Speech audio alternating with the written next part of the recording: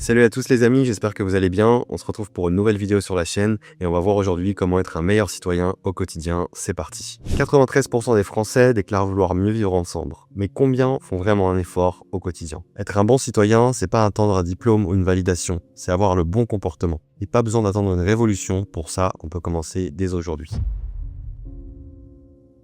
Le premier point, c'est de respecter l'espace public. Que ce soit pour ramasser un papier qui traîne par terre, promener son chien avec une laisse, respecter les autres dans la rue, ne pas les déranger pour rien, respecter la propreté des lieux, ne pas griller le feu aux piétons, ou alors ne pas traverser quand c'est rouge, céder la place dans les transports en commun aux personnes les plus âgées. Tout ça, ça tient du civisme et ça permet que tout le monde puisse vivre mieux ensemble et se respecter les uns les autres. Parce qu'en effet, en 2022, les municipalités ont dépensé plus de 500 millions d'euros juste pour nettoyer l'espace public, qui malheureusement n'est pas toujours très propre. Et tout ça, c'est pas que une question de civisme, c'est aussi notre argent, parce qu'on paye des impôts notamment pour tout ça. Donc au final, notre bon ou mauvais comportement, ça peut avoir un impact sur la société et influencer directement notre porte-monnaie.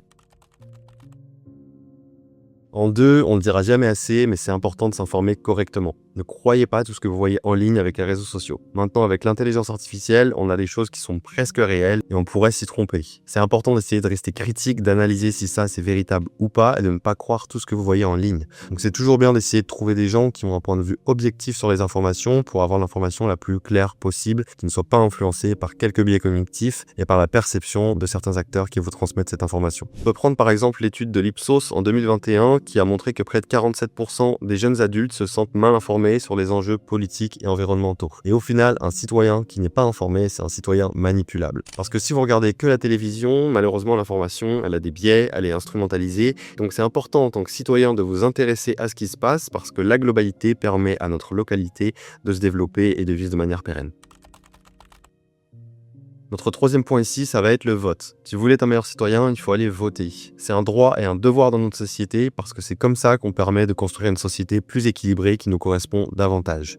On se plaint, mais qu'est-ce qu'on fait vraiment? Si on agit et qu'on va voter, au moins on a fait le maximum de ce qu'on pouvait faire déjà avec nos droits et devoirs. Parce que vivre dans un système totalitaire où on n'a pas de droit de vote, pas de liberté d'expression, de la répression si on s'exprime, je vous assure que ça va être moins fun. Que ce soit pour voter aux municipales, aux régionales, aux européennes et aux présidentielles, c'est un devoir qu'on a en tant que citoyen pour alimenter la vie de la nation et se sentir impliqué dans tout ce qui se passe et pas juste déconnecter de tout ça et perdre confiance aux institutions politiques. Parce qu'en effet, l'abstention, elle peut atteindre parfois près de 60%. Et ce qu'il faut comprendre quand on ne vote pas, c'est que quelqu'un d'autre va décider à ta place de ce qui est bon pour toi ou non. Donc à force de se plaindre, à force de sortir dans la rue et de pas être d'accord avec ce qui se passe, est-ce que ça vaudrait pas mieux d'inverser un petit peu la tendance et de s'impliquer en politique, d'aller voter et de prendre nos responsabilités en tant que citoyens avant que d'autres personnes fassent les choix pour nous et que ça ne nous corresponde pas? On voit bien en 2027 une montée des extrêmes avec des gens qui se réjouissent d'avoir le RN qui va peut-être être en tête. Est-ce que ça, c'est pas un appel d'alarme justement pour se réveiller, nous la population, pour ce qu'on veut vraiment? Est-ce que vous voulez vraiment être dirigé par des extrêmes? Est-ce que c'est vraiment votre choix? Est-ce que c'est vraiment ce que vous voulez? Est-ce que c'est vraiment ce que veut la France? Bien sûr, on n'est pas là pour juger, on est là juste pour observer, mais il faut quand même se rendre compte que dans la vie, les extrêmes ne sont jamais très bons. Le quatrième point, ça serait d'être bienveillant et solidaire. Que ce soit dire bonjour à son voisin, essayer d'aider quelqu'un si vous voyez que quelqu'un a besoin d'aide.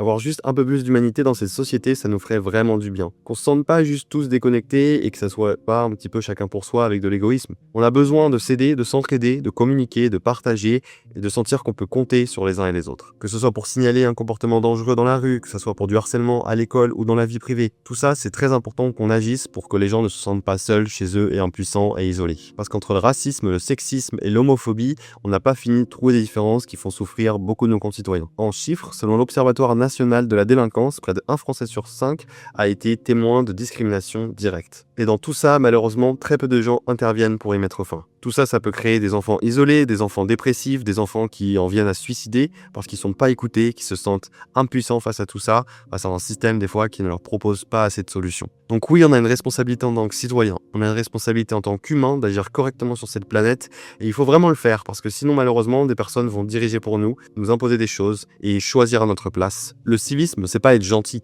c'est juste essayer d'être juste et d'essayer d'apporter sa pierre à l'édifice pour une justice sociale plus équitable.